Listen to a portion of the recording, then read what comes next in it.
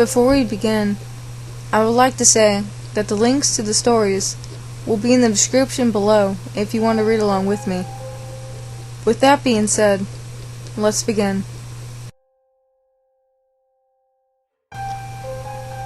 Number 1. I would like to share with you all one of the most creepiest childhood experiences I had while at primary school.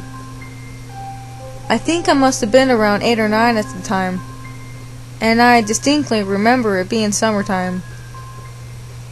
My primary school had a main big building and a mobile classroom attached onto the back end of the building.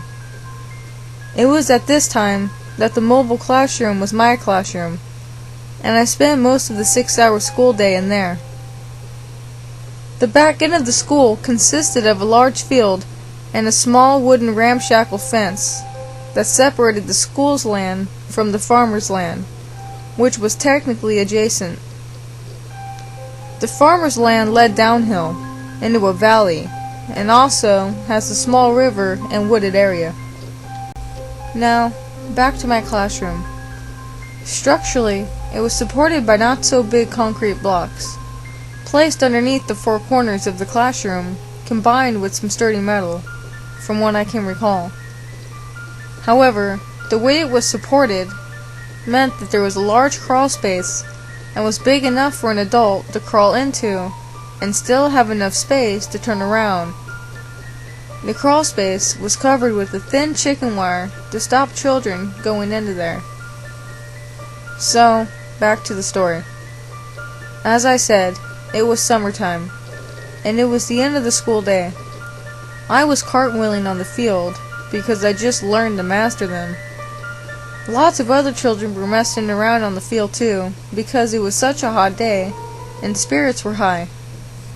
As I was cartwheeling past my classroom, something caught my eye. The chicken wire covering the crawl space had been cut somehow, so I decided, and at a distance, because the crawl space creeped me out, to peer underneath.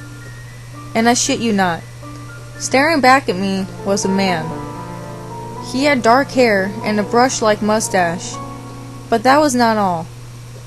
He was laying on his stomach atop a single mattress, holding to his chest a gray bunny rabbit teddy bear. I will never forget the second our eyes locked. I felt something that I can now as an adult describe as predatory. I ran away as fast as my legs would carry me to alert the teachers, and all I remember next is chaos and being ushered with everybody off the school grounds as the police were arriving at any moment. We could already hear sirens. I don't recall hearing much about the guy who had been caught hiding underneath the classroom, except that he had been arrested.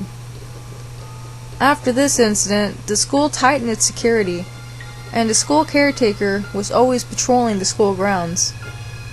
We were also educated frequently on stranger danger, as this incident has certainly shaken the school, pupils, and parents up majorly, especially me. So, creepy guy with the teddy bear lurking in the crawl space. Let's not meet ever again. Number 2. This is the story of me, my baby daughter, and an older Indian gentleman who became our guardian angel. 6 months ago, I gave birth to a little girl, Clea. Her father and I were over the moon that she finally arrived, but the process of getting her here was gruesome. I'm a small woman, and she was a surprisingly big baby, almost 10 pounds. A very cute, precious, almost 10-pound baby, but it made for a hard delivery.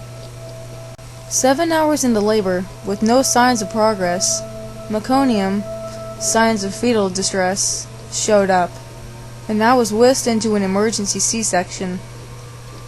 We were finally sent home 3 days later with a bill of good health, but my recovery was slow and painful. I ended up having to take a much longer than standard maternity leave. Clea and I, mainly me, slowly made our way to feeling good, and about 2 months ago, I felt up to snuggling her into the baby sling and walking the 4 blocks to our yoga studio for very simple mommy and me classes every Tuesday. The real treat was afterwards at the Dunkin' Donuts next door, where I would get a smoothie afterwards. Vinod is a 60-year-old man who works behind the counter. He had a demeanor that instantly made me happy. Always telling me how bright I made his day, he loved seeing my smile, and one day I was gonna have to ditch my rotten husband to come back to India with him. This was said in a playful context, not creepy. He adored Clea. She's one of those babies that has rolls all over, and he was always saying how big and healthy she looked, and promised when she got old enough to eat real food, he would give her as many munchkins as she could want. The day Clea turned 5 months was a Tuesday. We headed to yoga and then to visit Vinod, who as usual cooed at the baby in Gujarati and gave me a free smoothie for being such a good mom at only 5 months. If he could see the state of my house. We said our goodbyes, and I, in a rare moment of absent-mindedness, decided I wanted to take the alley shortcut across the street to get to the block I need to be on. It was such a bright day, the alley only a little shadowy, and it was less than 14 feet long. I didn't even have a concern in my mind. I know, incredibly stupid. I made it past the garbage cans when I felt something cold against my shoulder blade. Turning around, I saw a man with what looked like a stun gun, I have no clue about weapons, pointed in my direction. "Your wallet. Give me that. Give me your rings, your earrings, your phone. Anything of value on you is mine now." I didn't know what to do, so I started sobbing as I shakily reached for my shoulder bag. He pressed the stun gun into my side. "Quiet. I'll use this. I don't care about the baby. I don't care about..." I never found out what he didn't care about, because the corner of my eye suddenly filled with the flash of brown, pink, and orange. It was Vinod, armed with one of those handle trays the employees used to slide bagels into the oven. He got in one good hit, and the man was off like a shot. I'm shaking and crying, Clea is wailing, and Vinod, well, I was afraid he would keel over, red, panting, and looking around all wild-eyed. He walked me back to the shop to call the police and my husband. Nothing ever turned up, but Vinod has my undying gratitude and appreciation for saving me in a moment of stupidity that went terribly wrong. Whatever major holiday it is, I don't care if he doesn't celebrate it. He gets a present from Clea. He deserves more than that, but I just don't know how to thank him to the degree he deserves. Alley Mugger, let's not meet. Also, Alley Mugger, watch out for Vinod.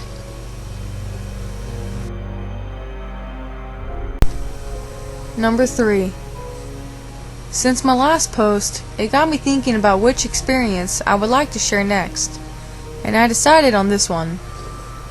When I was a teenager, I was mostly quiet, shy, and had minimal confidence, and also, I have never had a lot of friends. So I spent most of my time reading in my bedroom, and away from the daily chaotic noise and drama of a large family. When I was 16, my mother talked me into joining the local gym with her. She was already a member, and I eventually agreed. We went to the gym once a week, and for the first few times we went into the gym and worked out on the equipment.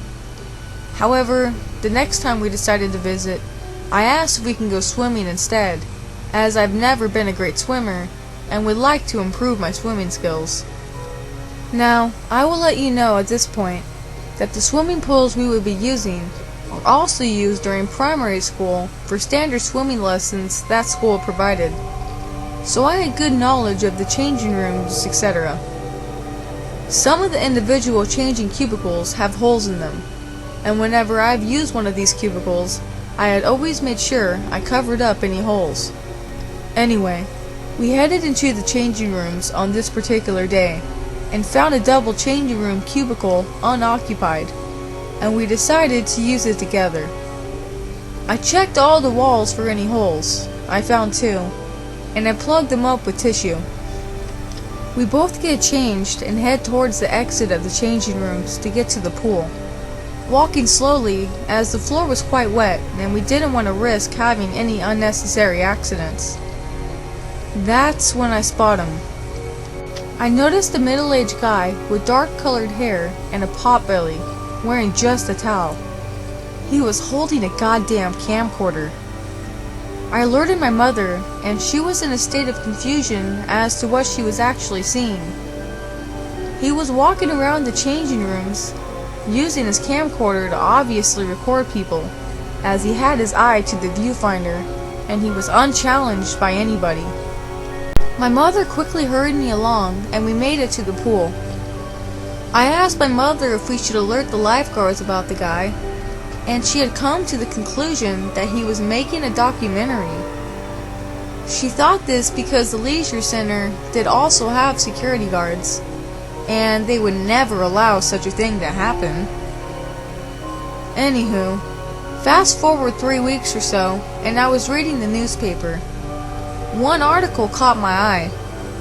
It was about a pervert that had been caught recording people in the changing rooms with a camcorder, and putting his camcorder up to the aforementioned cubicle changing room holes. That's not all. The police had found hundreds of hours of recordings from changing rooms, including videos of children in various states of undress too. Absolutely sickening. I showed my mother the article, and also we watched the story being told on the evening news too. My mother was in shock, dumbfounded. But at least this pervert was caught and stopped once and for all. What really bugs me though, is the fact that at 9 years old, I was aware of these holes in the cubicle walls. And yet, 7 years later, they were still there, including more. Just how long had this pervert really been operating? Camcorder changing room pervert? Let's never meet again.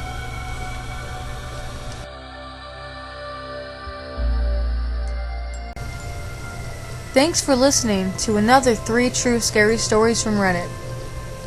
If you managed to stick with me this far, and you liked the video, make sure to leave a thumbs up and also subscribe for future content. Until then though, have a great day everybody, and as always, stay safe.